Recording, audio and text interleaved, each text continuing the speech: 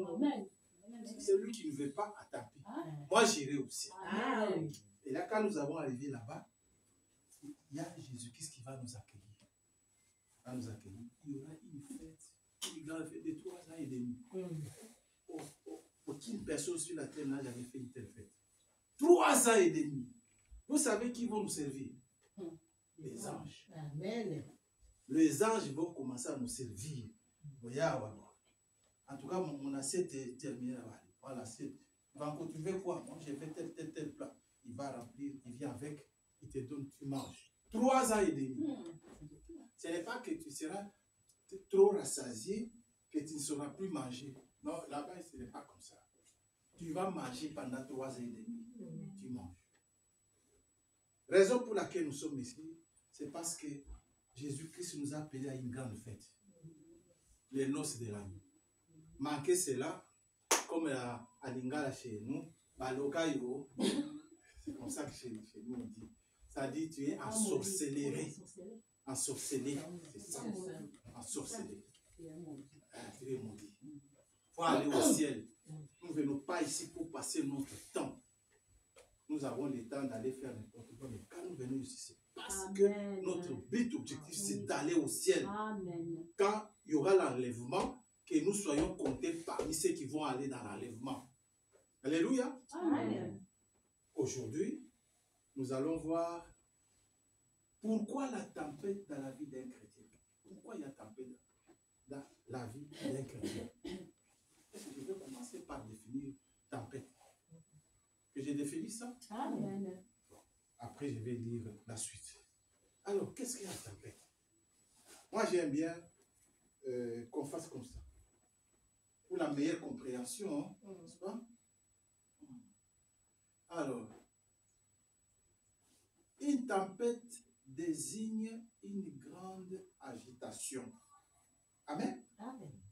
Un trouble intense ou un conflit violent dans la vie ou dans les émotions. Exemple, comme on dit, une tempête de colère s'est emparée de lui, par exemple. Une tempête de colère s'est emparée de moi. Donc, il y a une agitation très forte qui m'est emparée. C'est une tempête. Alors, je vais définir ici pour que ça soit un peu clair. Tempête au sens naturel, parce que nous avons les tempêtes au sens naturel, hein. Pluie, tout ce que vous savez là. C'est un phénomène météorologique intense caractérisé par des vents violents, très forts, souvent accompagnés de pluie, de neige ou de grêle. Qui n'a jamais vu ça? Tout le monde a déjà vu ça, non? A vécu ça. C'est ça la tempête. Ça, c'est du point de vue naturel. C'est une perturbation violente de l'atmosphère. Exemple, une tempête tropicale comme chez nous en Afrique, même plutôt en Amérique du Sud, il y a une tempête tropicale. C'est un ouragan, un cyclone. Matthieu dit ceci, dans Matthieu 8, 24. Et voici, il s'est fit une grande tempête sur la mer, de sorte que la barque était couverte par les vagues. Lui, pourtant, c'est-à-dire Jésus dormait.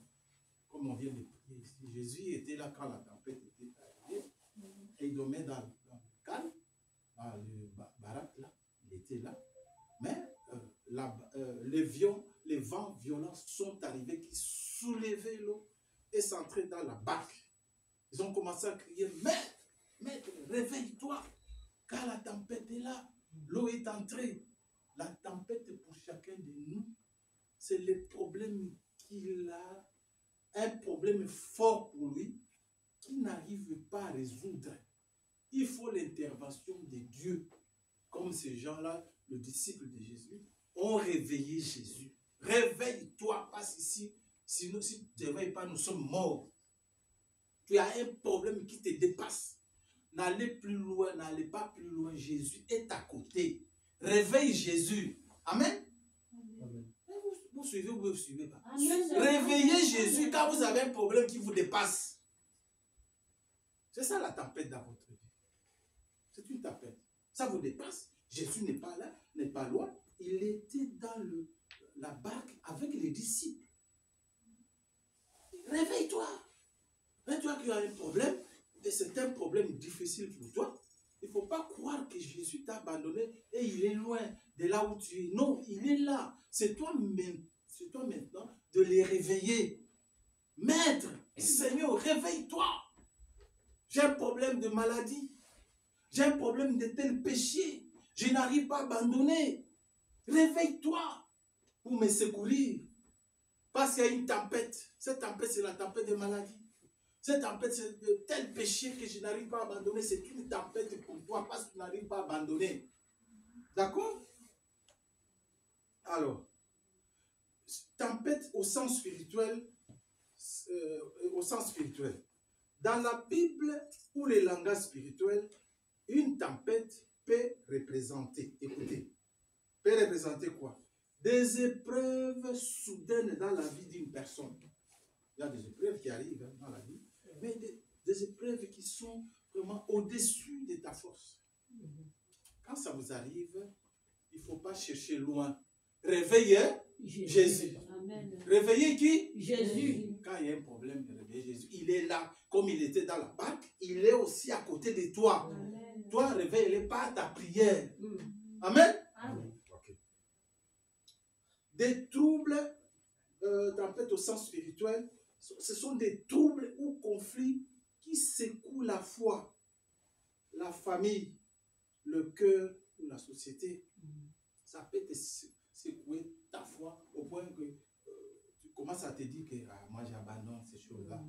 Je ne vois même pas Dieu, je souffre. Regarde comme Job. Job était secoué. Secoué sérieusement. C'était la tempête pour Job. Les enfants sont morts. Les animaux morts. Quoi encore? Pardon? C'était le bétail mort. En un seul jour, il a tout perdu. Mais lui, il avait la foi en Dieu. Il a dit, mon Rédempteur est vivant. Est vivant. Et Dieu l'a réhabilité et il a réussi au double de ce qu'il avait perdu. Dieu aussi peut le faire pour chacun de nous, si nous avons la foi. Alors, ce qui fait que notre foi soit troublée, donc les troubles et conflits qui secouent la foi, ce sont ces événements-là, quand ça vous arrive, c'est fini, vous avez perdu la foi, vous commencez même à insulter Dieu. Il y a des gens comme ça. Moi, j'arrête, je ne viens plus à l'église, moi, j'abandonne. Mais Dieu est en train de voir ta foi, comment ça fonctionne quand il y a des épreuves. D'accord? Amen. Il y a des forces spirituelles adverses qui cherchent à déstabiliser ou détruire ta vie. Ça vient dans ta famille, ça dérange les enfants. Il y a des maladies, il y a des problèmes, ceci, cela. Ça peut déranger ta foi. Ça peut déranger ta foi. Tu n'arrives plus à tenir. Oh, mais c'est Dieu-là, moi je le vois. J'ai tel problème. Regarde mes enfants, comment il y a la maladie qui est entrée dans la maison. Je suis secoué, passé par là. Ça ne va plus à la maison. Il y a ceci ou cela. Mais quand toi tu parles comme ça, lui il est là. Mais réveille-le. Il faut réveiller Jésus. Hein? Voilà. Et il faut réveiller la personne qui peut changer la tempête à une brise légère. C'est qui on doit réveiller pour changer la tempête. Pour changer ces problèmes-là qui nous dépassent, qui est dur pour nous. Nous n'arrivons pas. Il faut le secours de quelqu'un qui est plus fort, plus que la tempête qui est arrivée dans notre vie. On a parlé même de lui, déjà dans l'Ancien Testament. Oui. J'ai découvert ça aujourd'hui. Donc, dans Psaume 107, verset 29, ce qui s'est fait dans le baraque là, ce jour-là où il y avait la tempête, ça a été dit ici, dans Romains, dans Psaume 107, verset 29. Écoutez, Psaume 107, verset 29. On a vu ça dans quoi? Dans Marc 4. Voilà, c'est cet accompli-là. On va lire ça. Ok? Il changea la tempête à une brise légère et les vagues de la mer se calmèrent. Ce n'est pas la même écriture. Ça, c'est mais voilà, c'est l'accomplissement de cette écriture. Dans Psaume 107, 29, l'accomplissement, nous venons de lire ça dans Marc 4, verset 37 à 39. C'est l'accomplissement. Il va changer la tempête, il va changer la situation si difficile pour vous et pour moi. Il va les changer pour notre bien. D'accord? Amen. Je crois que c'est quand même un peu, je ne sais pas si vous avez compris ce que c'est la tempête. Amen. Hein? Si vous avez la tempête, je crois que, voilà. Donc, dans un sens figuré, c'est une agitation, un conflit, c'est une émotion forte, c'est des tumultes dans votre vie, des tourments, des agitations, des bouleversements et des chocs, des chocs de fureur. Ça, c'est la tempête. Quand vous voyez ces choses-là dans votre vie, donc c'est des chocs. C'est des bouleversements. Et vous allez remarquer que dans ma vie, il y a des bouleversements. Ce sont des tempêtes. Ça arrive à chacun de nous. Mais c'est au moment quand ça vous arrive, il ne faut pas perdre la foi. Jésus les a dit. Il s'est réveillé. Quand il s'est réveillé, et il a dit, Mère, calme-toi. Tempête, silence. Et ça s'est calmé. Nous devons réveiller Jésus quand des choses comme ça nous arrivent. Il est dans les cales du bateau là où nous sommes. Il est là. Il suffit de... Maître, réveille-toi, sinon nous allons périr. Il va se réveiller. Vous avez un problème, il faut réveiller qui? Jésus. Pas Frère Dieudonné ou les pasteurs Zoé. Non, réveillez Jésus. Il va vous donner solution à votre problème qui vous dépasse. Amen. Alors, on continue maintenant. Voilà. Alors, pourquoi la tempête dans la vie d'un chrétien? Ici, on va voir la réponse directement là. Même si nous allons développer, mais la réponse est déjà ici, là, dès le début. Pourquoi la tempête dans la vie d'un chrétien? Comme on peut dire, pourquoi des agitations dans la vie d'un chrétien? Parce qu'on vient de définir ça, non? Chacun a pris quel mot? Il y a des tumultes. Qui a pris un autre mot? Des synonymes. Bouleversement. Donc on peut dire que pourquoi des bouleversements dans la vie d'un chrétien? Pourquoi des agitations dans la vie d'un chrétien? Quel mot encore vous me donnez? Hein? Trouble. Il y a des troubles dans la vie d'un chrétien. C'est ce que nous allons lire. Dans des soucis, oui, des soucis. Dans la vie chrétienne, chaque croyant passera par des tempêtes. Si vous êtes croyant, un enfant de Dieu, que Dieu t'a appelé, c'est inévitable. Amen. Vous allez passer par les agitations. Amen.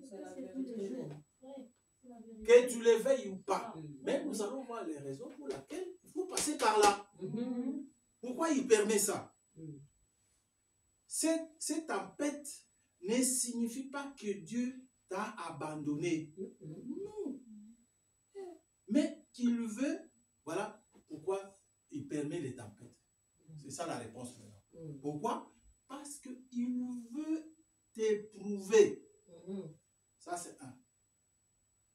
Te fortifier. Te purifier. Amen. Et manifester sa gloire. Amen. Ça dit, quand ces choses-là arrivent dans ta vie, Dieu a un but, un objectif. C'est-à-dire, il veut te bénir. Mais tu dois tout d'abord passer par des perturbations comme ça dans ta vie. Ça va t'aider maintenant à se mettre debout. Même quand le vent arrive, toi tu es debout, tu peux aller à gauche, tu peux aller à droite, tu es toujours debout. Tu ne cèdes pas. Toi tu es debout dans la parole de Dieu. Ta foi ne cède pas. parce qu'il y a des épreuves qui sont arrivées, ta foi ne veut pas céder. Quand Dieu voit cela, c'est ensuite qu'il va maintenant te bénir. C'est comme ça qu'il fait. Donc, quand ça nous arrive là, c'est pour que Dieu puisse nous bénir. Amen. Mais non, maintenant, tenons ferme. Tenons ferme. Alors, l'écriture est dans Jean 16, 33. On peut lire Jean 16, 33. C'est ça non, Jean 16, verset 33. C'est ça là, le verset du jour de la prédication. Je peux lire? Amen. Vous aurez des tribulations dans le monde. Mais prenez courage. J'ai vaincu quoi? Le monde. Jésus n'a pas dit que vous n'aurez pas de tribulations. Verset 33. 16. Jean 16, 33. Il n'y a pas chez... Jean 16, 33. Non, c'est autre chose. C'est autre chose. Je me suis trompé d'un verset. Vous avez des tribulations dans le monde, mais prenez courage. Qui peut faire une recherche là, rapidement? Jean 16. Non, tribulation, et écrit seulement les tribulations dans le monde, vous demandez l'écriture. On va nous donner ça rapidement. Vous aurez des tribulations dans le monde. Allez-y. Donc, j'ai écrit autre chose à la place. Dans le monde, hein? Oui, vous aurez des tribulations dans le monde. Bizarrement, il donne aussi Jean 16, Jean 16, 33. Oui, alors. Il donne Jean 16, 33 et Matthieu 24, 21. Voilà. Romains 5, 3 à 4. Actes 14, 22. Voilà. Donc, dans Jean 16, 33, donc, il est écrit, peut-être je n'ai pas pris les débuts. Vous aurez des tribulations dans le monde, mais prenez courage, j'ai vaincu le monde. C'est ça. Peut-être que c'est pas lui second, peut-être que c'est autre chose. Non, parfois, vous pouvez prendre le dessus, mais ça se trouve au milieu du verset. Parfois, dans le milieu, vous pouvez trouver la phrase là, ou les versets. Peut-être au début, peut-être au milieu. Voilà.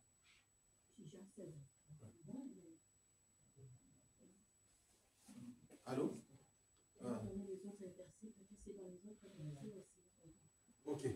Bon, voilà. Moi, ce que je voulais, c'est que là où c'est écrit, vous aurez des tribulations dans le monde, mais prenez courage, j'ai vaincu le monde. Cette phrase-là, verset-là. Vous aurez des tribulations dans le monde, mais prenez courage, j'ai vaincu le monde. Pardon? C'est juste, hein? Non, mais c'est juste que... C'est juste une autre version. Il y a plusieurs versions. Il y a français courant, lui second. Bon, voilà. Donc, nous allons prendre ce verset. C'est ce que je vais lire. Donc, c'est ce que moi, je veux lire. Vous aurez des tribulations dans le monde, mais prenez courage, j'ai vaincu le monde. Tout le monde a déjà lu ça. Tout le monde a déjà lu ça. Il y aura des tribulations dans le monde. Il y aura des tempêtes. Mais j'ai vaincu ça. Prenez maintenant courage. Prenez courage. Jésus-Christ a vaincu les tempêtes dans nos vies. Il dit maintenant, prenez simplement courage parce que j'ai vaincu tout ça pour vous. Prenez courage. Comme ces disciples-là dans le bateau, dans la barque, ils ont pris le courage de réveiller Jésus. Amen. Toi, tu as déjà accompli cela pour nous, Seigneur. Il y en a ici. Et c'est plus... ça nous dépasse. Nous ne savons pas que faire. Parce que c'est plus fort que nous. Réveille-toi. C'est pour ça qu'il dit que je vaincu. Il a vaincu. C'est lui qui viendra calmer cela. Et il a calmé. Il va calmer la tempête dans la vie de chacun de nous qui a un problème. Si vous soumettez ces problèmes à Jésus, il va les calmer pour vous. C'est pour ça qu'il faut avoir la foi à Jésus. La tempête n'est pas le signe que Dieu t'a abandonné. Loin de là. Le problème est arrivé, ça te dépasse, tu es agité, il y a des tumultes dans ta vie, ça te dépasse, tu dis non, Dieu m'a abandonné. C'est faux. Dieu est dans le calme. Quand ils étaient dans les bateaux là, Jésus était dans le calme, il dormait. Il dit, je ne t'ai pas abandonné, je suis là, homme de peu de foi. Jésus est là. Juste le réveiller et il va résoudre ton problème. Amen. Amen. Même les disciples qui marchaient avec Jésus ont connu la tempête. C'est ce que nous avons lu même dans Marc 4, 37 à 39. Il s'éleva un grand tourbillon et les flots se jetaient dans la barque. Mais ils ont réveillé Jésus. Donc Dieu ne t'abandonne pas quand il y a des problèmes comme ça qui t'arrivent dans ta vie, que tu ne sais pas résoudre. Non, il ne t'est pas abandonné, il est là. Simplement, il faut l'invoquer, l'appeler par la prière. Seigneur, réveille-toi. Je suis en danger ici. Il va se réveiller. Et tu exposes maintenant ton problème. Maître, regarde, il y a de l'eau, des flots, tout ça. Ils ont exposé les problèmes pour lesquels ils l'ont réveillé. Maintenant, il a dit, bon, calme-toi, tempête, tout ça. Il a résolu les problèmes. Après, il les a repris. Et homme de peu de foi.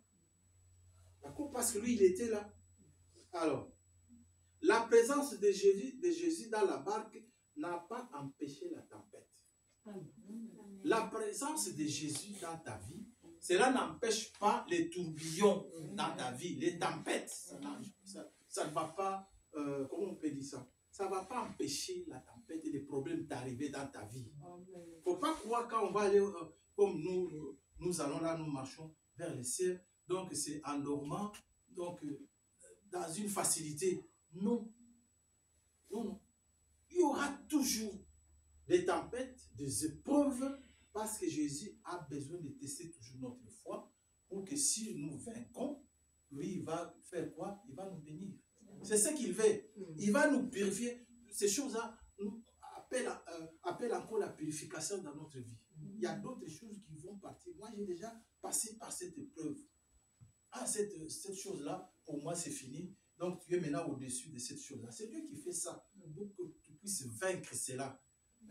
Par exemple, l'alcool, Dieu viendra, parce que c'est un problème pour toi.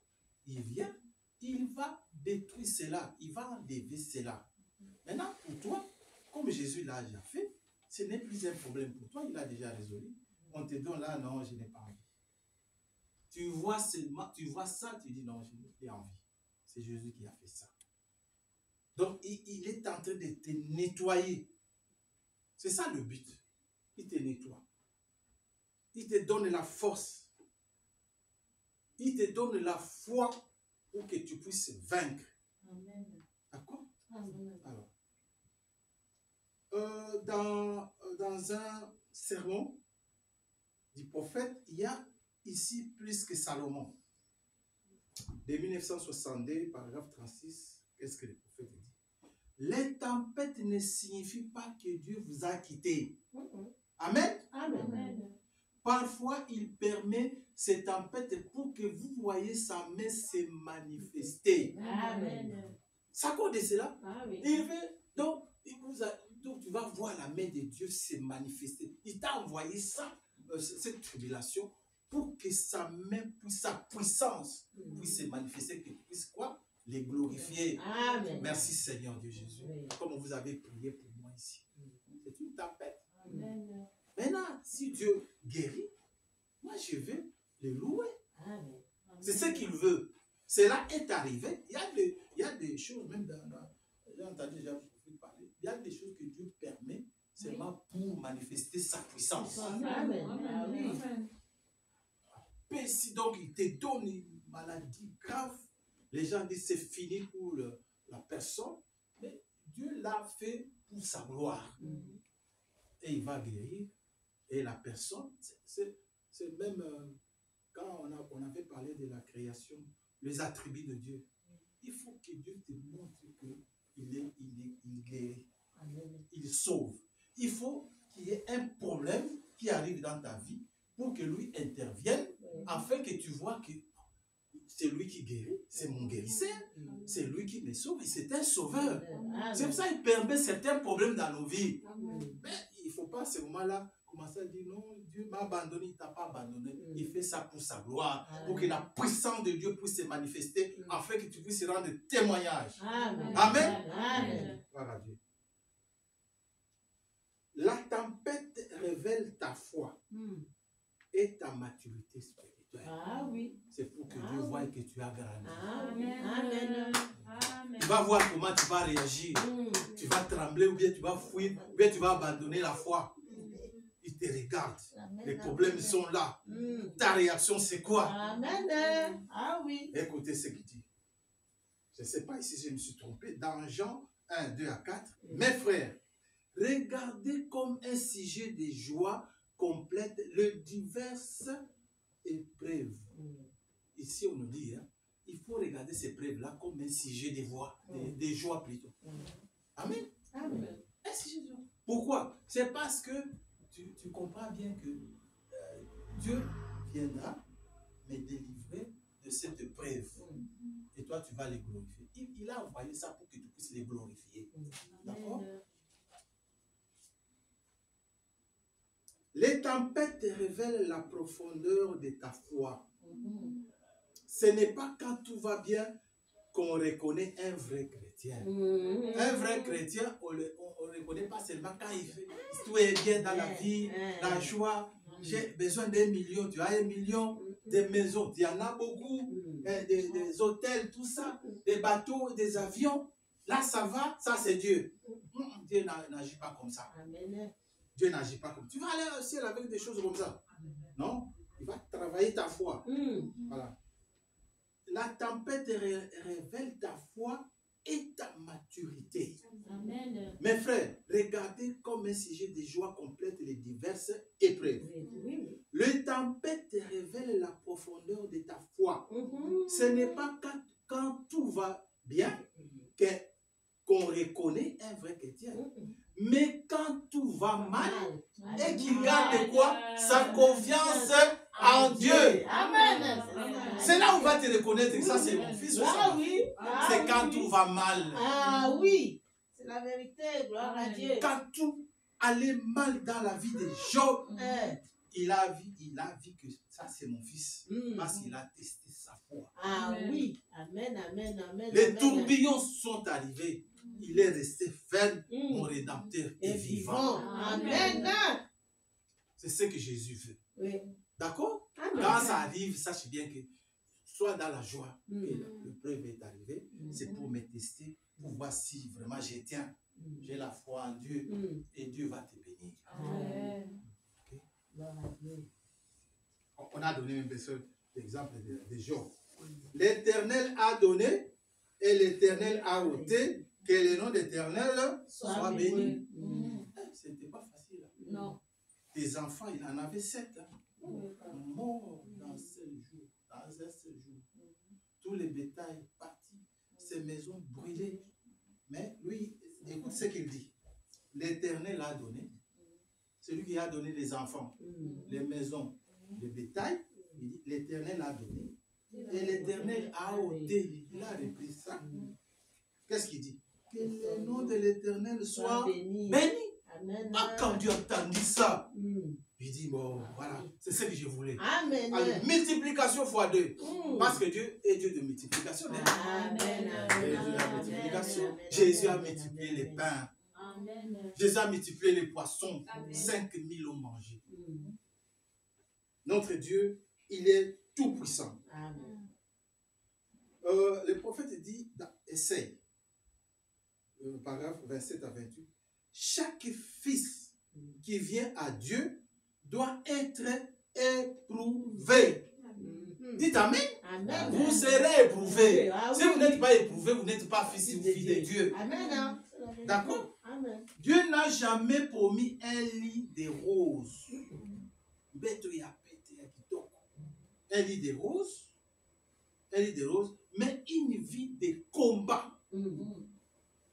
C'est ça, nous devons nous attendre à ça. Roi David a combattu, Saoul, les Gédéons, tout ça, ils ont combattu. Josué, nous allons combattre quoi? Les péchés. On doit combattre ça. Parce que c'est ce qui nous combat tous les jours. On doit se mettre debout et combattre les péchés qui nous animent et qui viennent dans nos vies tous les jours. On doit combattre ça. D'accord? La tempête est une école de Dieu pour nous enseigner à dépendre de lui. Oui, amen. C'est une école. Oui, oui. C'est une formation. Et Dieu nous a appelés dans une armée. Nous sommes des militaires, des soldats. Amen. Et il doit nous former. Amen. Mais comment il va le faire? Il va nous envoyer des tempêtes, mes frères Ah et oui, sœurs. gloire à Dieu. Alors, dans Psaume 119, 71, il m'est bon d'avoir été humilié, afin que j'apprenne tes statuts. L'humiliation que Dieu va nous envoyer là, c'est pour que nous puissions bien apprendre tes statuts, connaître Dieu davantage. C'est ce que Dieu veut, qu'on les connaisse davantage. Et il nous envoie ces choses-là pour qu'on les connaisse davantage. Ah, tu es mon sauveur, tu es mon guérisseur, tu es le tout-puissant dans ma vie, tu es ceci, tu lui dis tout ça, ce que tu as remarqué qu'il a fait dans ta vie. Et Dieu aime comme ça. Et il va te bénir. Quand tout est calme, on oublie parfois Dieu. Ah oui. Quand tout est calme, hein, on oublie parfois Dieu. Il faut que Dieu te bouge.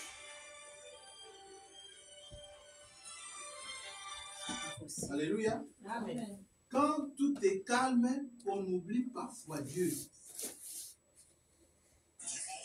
Ah, c'est pour cela que Dieu nous bouge, nous secoue par des tempêtes. Amen. Pour que nous puissions quoi? Faire quoi? Les chercher. Mais quand la tempête souffle, on apprend à prier et à dépendre du Seigneur.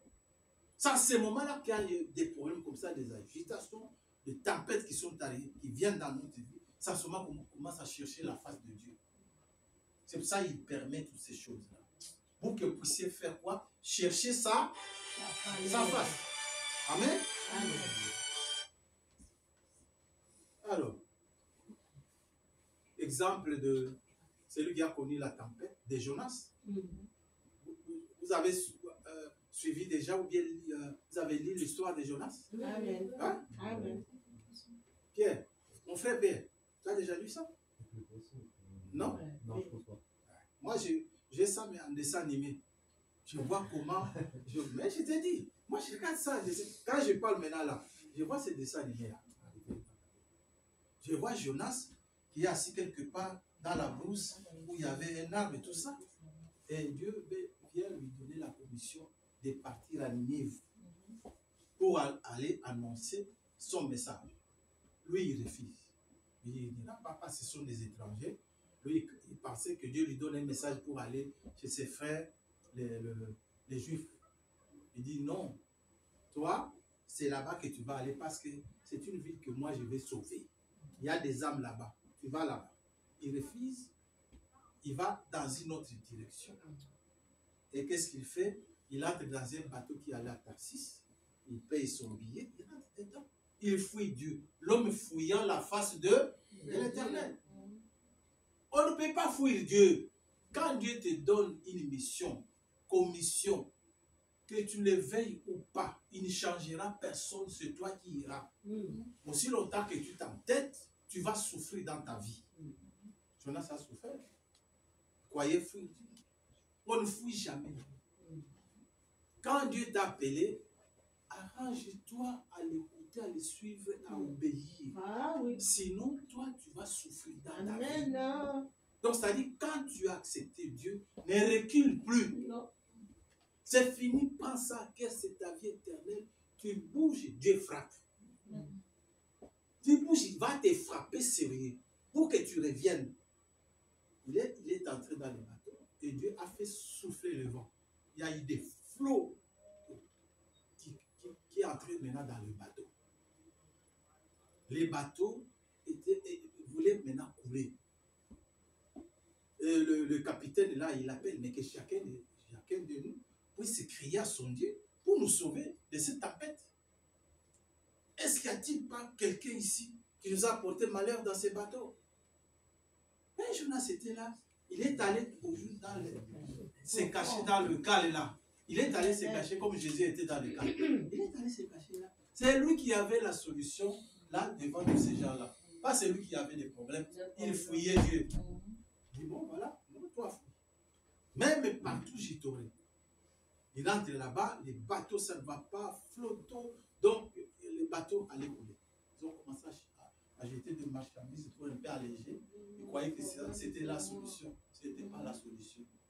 Le monsieur là, c'était un sorcier, il fallait l'attraper. C'est lui le problème. Il a confessé, il dit non, c'est moi le malheur. Donc jetez-moi dans l'eau et la tempête va se calmer.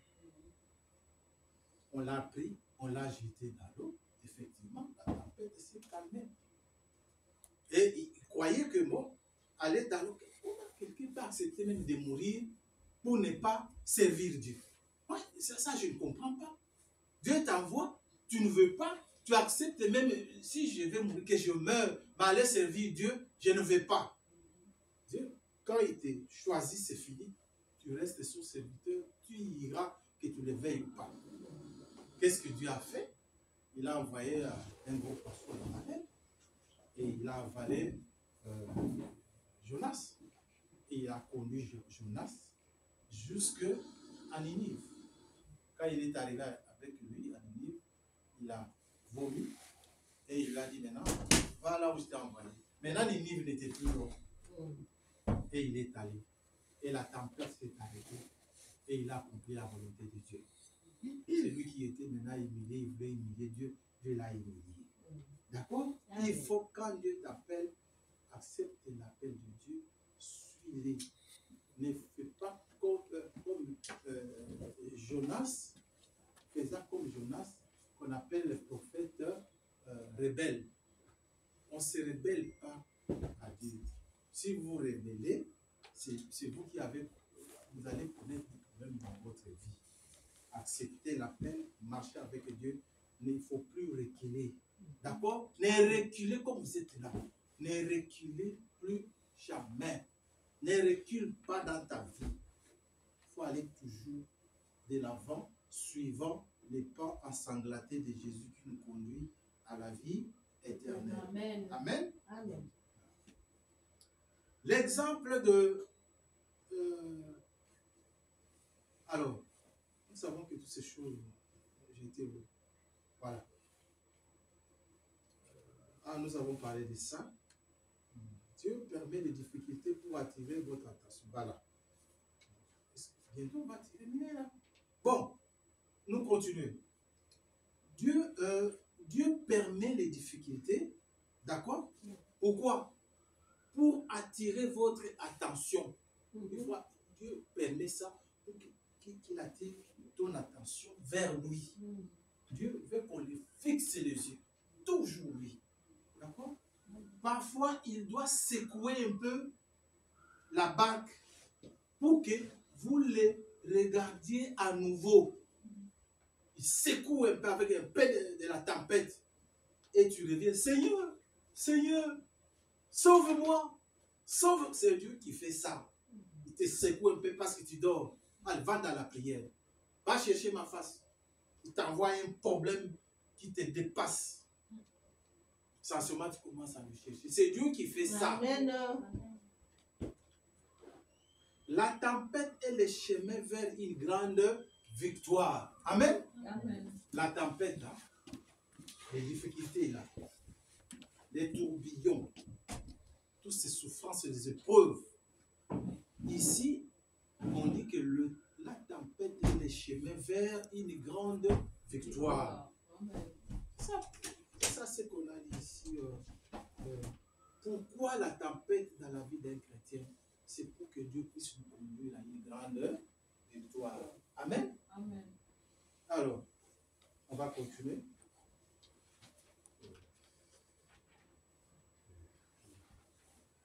Il conduit à une grande victoire.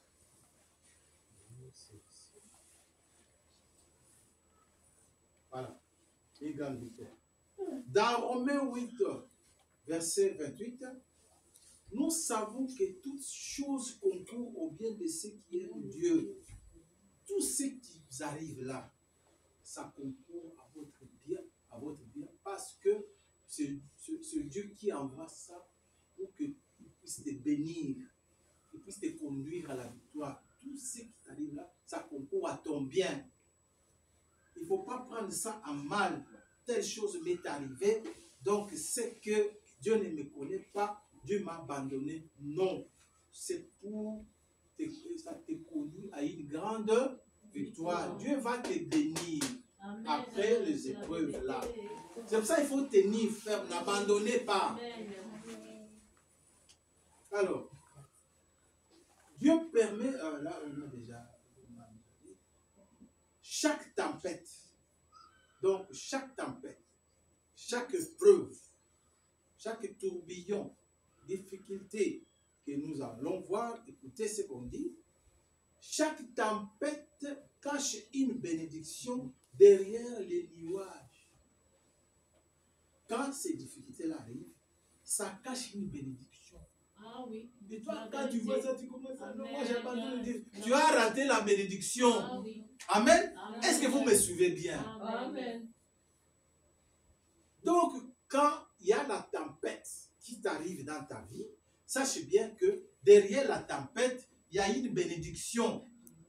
Si tu réussis cette épreuve, tu seras béni. Dieu va te donner une grande victoire. Amen. Dieu transforme l'épreuve en témoignage.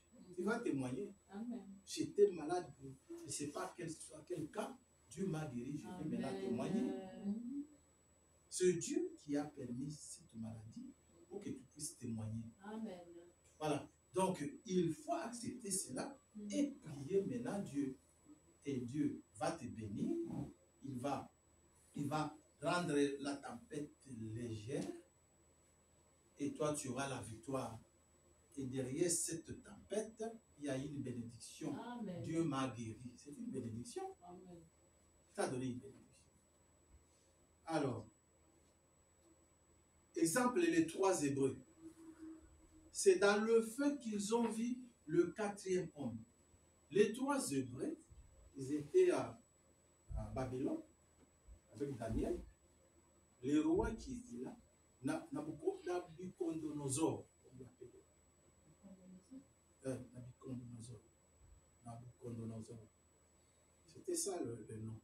Les autres l'appellent Nabucodonosor. Ce roi-là, il voulait que les Hébreux qui étaient là puissent s'agenouiller devant une idole qu'il avait fait. Il a fait une idole, il a appelé ces Hébreux-là, le groupe de Daniel, que venez agenouiller-vous, c'est-à-dire adorer l'idole.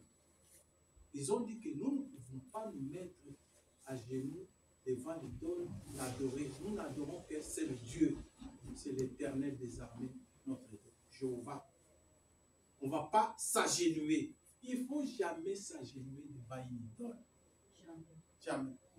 Une idole, ça peut être quelque chose qui tient beaucoup. Tout ça, même dans ta vie, quelque chose que tu mets en premier et tu mets Dieu en deuxième position, c'est une idole. Il ne faut pas s'agenouiller à ça. Tu peux aimer tellement le monde, musique du monde, beaucoup de choses, mais tu veux t'agenouiller devant, c'est ce que tu aimes, mais tu ne donnes même pas le temps à Dieu. Tu passes tout ton temps à cette chose-là qui est un péché qui ne t'édifie pas. Amen. Ça, Amen. pour toi, c'est une idole. Oui. Comme j'entends beaucoup dire que mon idole, c'est... quel est ce joueur-là? Il y a Messi, il y a Ronaldo, tout ça. Ils disent que ce sont leurs idoles. Donc, ça dit que vous adorez ces personnes-là, ça devient vos dieux. Vous avez mis Dieu de côté. Et c'est là, c'est un péché. Dieu n'aime pas ça. Il faut l'adorer lui seul et lui seul, pas un autre Dieu. Ce n'est pas seulement le statut, mais la vie que tu mènes. Donc, tu t'agenouilles devant qui? dans ta vie de tous les jours. Ta genou devant Dieu ou devant ces choses-là que tu as pris comme des dieux que tu adores. Quand tu les fais, donc tu n'es plus en communion avec Dieu. Tu as choisi ton Dieu. Et cela va t'amener où?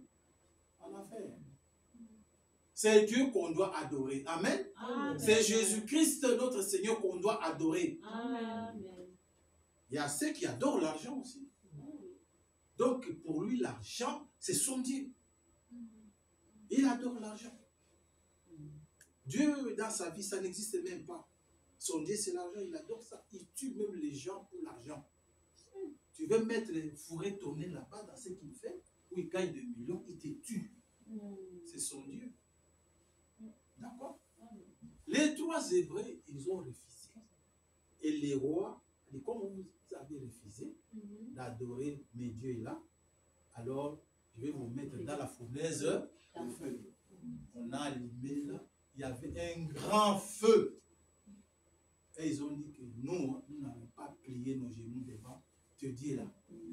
Nous, c'est notre Dieu, l'Éternel, Jéhovah, c'est notre Dieu. On ne va pas plier. Bon, comme vous ne voulez pas d'arrêter de plier genoux devant mon Dieu à moi, alors vous allez entrer dans le feu. Je dis, même si nous n'allons pas nous agenouiller, même si vous nous mettez dans le feu, nous n'allons pas adorer notre Dieu. Même si notre Dieu ne vient pas nous secourir, nous allons accepter dans le feu. Ils sont allés dans le feu, dans la fournaise, et le roi a vu qu'il y avait une 4e personne dedans. Mais c'était 3, non? Comment ils sont devenus 4? Jésus-Christ, notre Dieu, ne vous abandonne pas. Amen. Même dans les épreuves, le pire, il est là. Les autres regardent, mais il y avait 3 personnes, c'est 3 personnes que j'ai fait rentrer dans la fournaise. Mais comment il y a une 4e? Une 4e, c'est Dieu, l'Éternel, notre Dieu, Jésus-Christ, le Dieu Tout-Puissant. Lui qui a créé le feu. Il rentre là-bas, il rend le feu, comment je peux dire? Quel est le terme? Froid. Oui, donc il a enlevé la chaleur ou la sensibilité du feu là. Il a enlevé tout ça. Et on voit seulement le feu, mais ils sont là, le feu ne fait rien sur leur corps. Il dit non, vous servitez de Dieu, sortez, venez. Votre Dieu, c'est celui-là le vrai. Refusons les idoles. Jésus-Christ est là. Vous manquez l'argent, il vous donnera. Il nous donne. Et il nous donne selon aussi notre foi. Parce que si moi, par exemple, j'ai une petite foi, on me donne beaucoup d'argent, je ne sais plus, c'est l'argent qui va maintenant commencer à me conduire. Tu as oublié ton Dieu. Quand il voit comme ça, il va te donner un peu, parce qu'il ne veut pas que tu te perds. Donc, moi, je n'ai pas de millions. La Bible dit qu'à manger, à vous dire, cela suffit. Amen. Nous allons aller là-bas où il y a des milliards et des milliards. Alors, on continue, n'est-ce pas? Dieu cache, bon, voilà. Les moments les plus sombres sont souvent les portes des grandes victoires. Les moments où ça ne va pas, là. C'est ça le moment des grandes victoires. Quand ça ne va pas, sache bien qu'il y a une bénédiction qui est derrière. Si tu résistes, tu as foi en Dieu, tu vains, donc vaincre l'épreuve, donc tu as obtenu une grande victoire, c'est-à-dire tu as une grande bénédiction que Dieu va te donner. Parce que tu viens dans un combat. Quand des boxeurs vont combattre, celui qui gagne, on lui donne quoi? La couronne. C'est comme ça aussi avec Dieu. Tu as combattu, tu as gagné, Dieu va te bénir. Amen. La tempête ne dure pas éternellement. La tempête, ça ne dure pas éternellement. C'est pour un moment. La Bible dit que chaque chose a son temps. Amen. Il y a un temps de preuve qui va arriver et il y a un temps de consolation. Tu vas passer par la consolation. Mais avant d'arriver à la consolation, tu vas passer par l'épreuve. N'est-ce pas? Amen. Amen. Amen. Alors, dans Psaume 30, verset 6, les soirs arrivent les pleurs et les matins, l'allégresse. Tu as souffert pendant ces moments de ténèbres, mais l'allégresse viendra, la consolation va venir. Tenez ferme, n'abandonnez pas. Amen. Amen. Dieu ne laisse pas la tempête durer toujours. Après chaque tempête vient un grand calme. Amen. Amen. Ok. Alors, qu'est-ce que vous faites dire? Dieu ne vous laisse jamais dans la tempête pour vous détruire. Sachez bien que la tempête là que Dieu a envoyée, ce n'est pas pour vous détruire, c'est pour vous bénir, c'est pour vous construire. Il y a toujours un soleil qui brille après la pluie. Alors, nous sommes arrivés à la fin. Je crois que vous avez suivi Amen. un peu ce message, cette petite prédication. C'est pour nous encourager. Dieu veut nous encourager. Et Dieu va enlever les doutes qui peuvent subsister en nous. Même quand il y a quelque chose qui arrive dans ta vie, c'est sombre dans ta vie, sachez que Dieu est là, est vivant, il est là. Comprenez ça? Amen. Donc, retenez ça, Dieu est là. Seulement, il faut le réveiller et lui dire ton problème par quoi? Par la prière. Amen. C'est ce qu'il faudrait faire quand les épreuves arrivent. Si tu traverses une tempête aujourd'hui, ne panique pas. Souviens-toi que le même Jésus qui a calmé la mer de Galilée est encore dans ta barque.